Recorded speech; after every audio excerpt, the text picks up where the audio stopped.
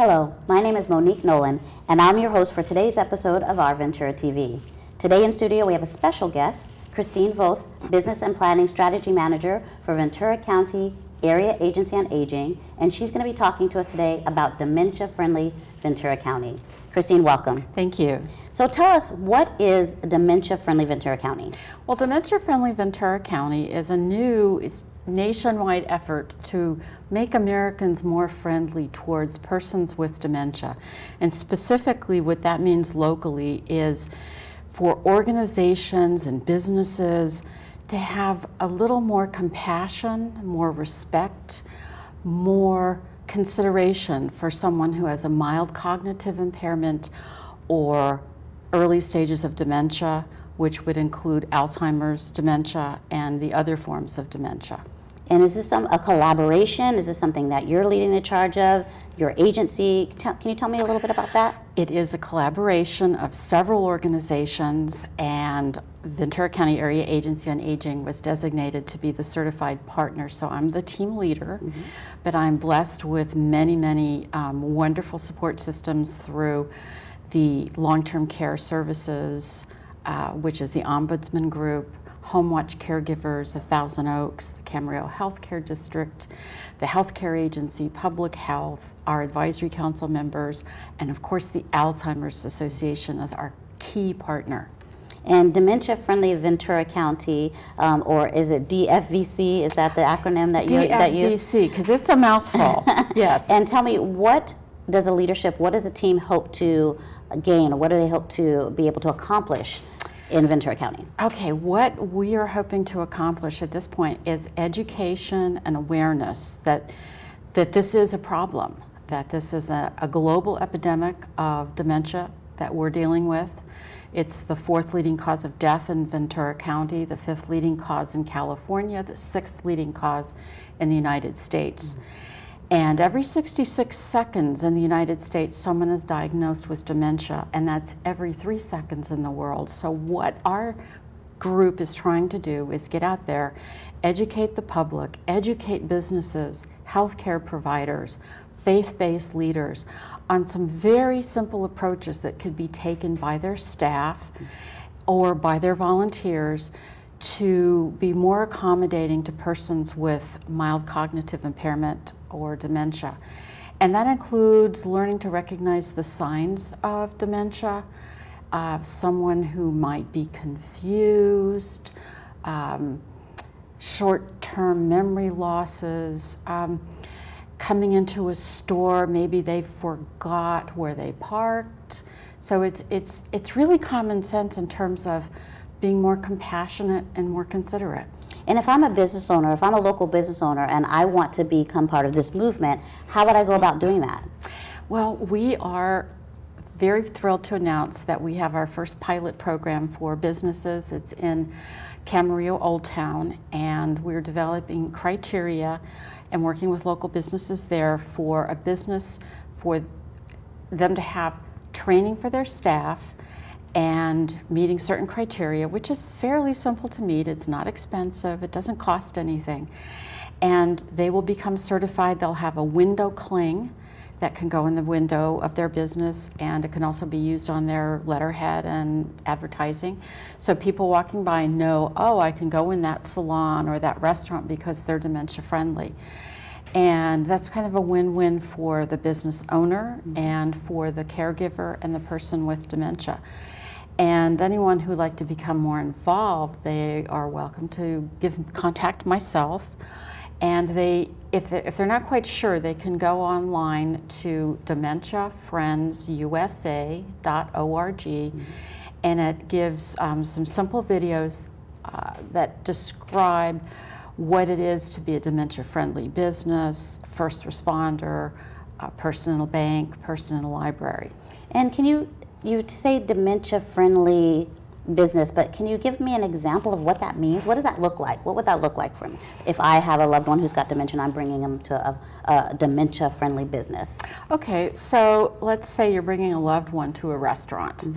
And you see the little window cling, it's dementia friendly. That means that the majority of their staff have been trained on how to speak to a person with dementia, knowing they need to slow down the pace of the conversation, knowing that they make sure that there are no physical impediments as the person goes to be seated, putting them at a convenient table, perhaps, and this was recommended by a restaurateur in Camarillo, having some special things on the menu that might appeal to a person, because a person with dementia, they enjoy certain tastes and certain colors of food, and it also, in that restaurant situation, will ease the burden for the caregiver of being worried about, will the waitress understand? Will the host seat us at the right table?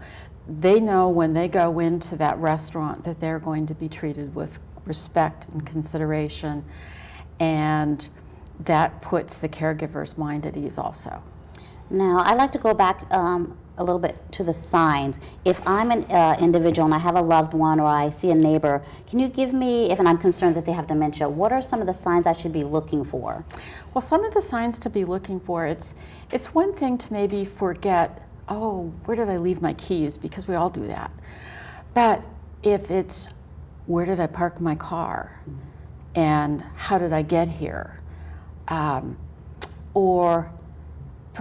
This came to me this morning. Someone gave me an example of a grandchild's hair had been cut last month, and the grandmother's seen the child several times, but commented this morning, oh, when did she get her hair cut? They're just little telltale signs. They also may have, a person may also have difficulty with spatial identification, confusing words, and again, we all sometimes get at a loss for words, but this is more profound. It's not just really not being able to identify the words, or talking to someone and their awareness of what you're saying is not there. And if I suspect my loved one or someone I know has dementia or Alzheimer's, where can I go? What can I do? How can I help them? Well, the good news is there are a lot of resources. First of all, the Alzheimer's Association, we were lucky to have an office in Ventura County in Thousand Oaks, and I highly recommend contacting them. Also, get tested through your primary care physician. The Ventura County Area Agency on Aging has free memory screenings. It's not a diagnostic tool, but would help someone know perhaps they need to follow up with their physician, and those are the last Thursdays of the month. And people can call our office to get more information on those. And also we have 3 family caregiver centers in Ventura County at the Camarillo Healthcare District.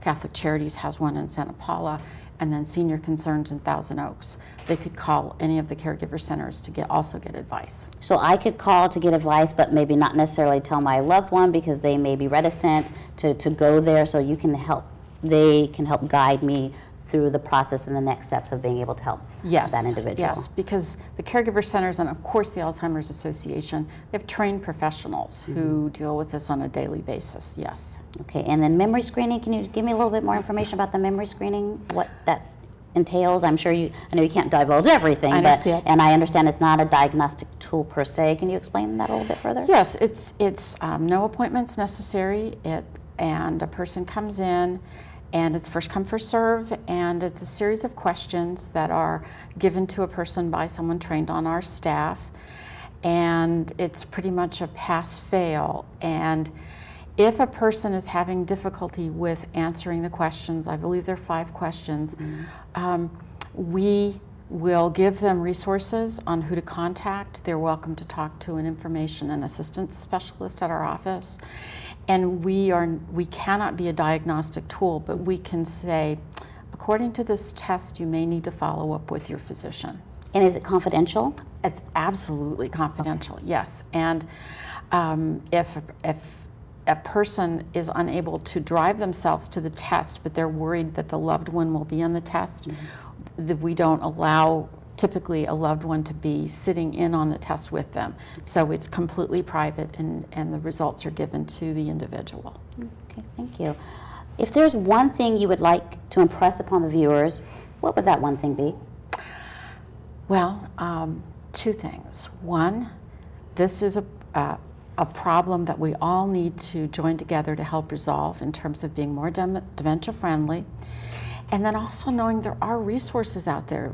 A person is not alone when they're having to deal with this, whether it's they are experiencing it or whether they have a loved one who is. There are resources, and they can contact our office at the Area Agency on Aging. Numbers 805-477-7300, or our website, it's vcaa.org. And also, I'll give you the Alzheimer's website, alz.org, and it has just an extraordinary wealth of information. And it's not only for persons with Alzheimer's disease, it's also for persons with any form of dementia. They're welcome to go on and get information and get help.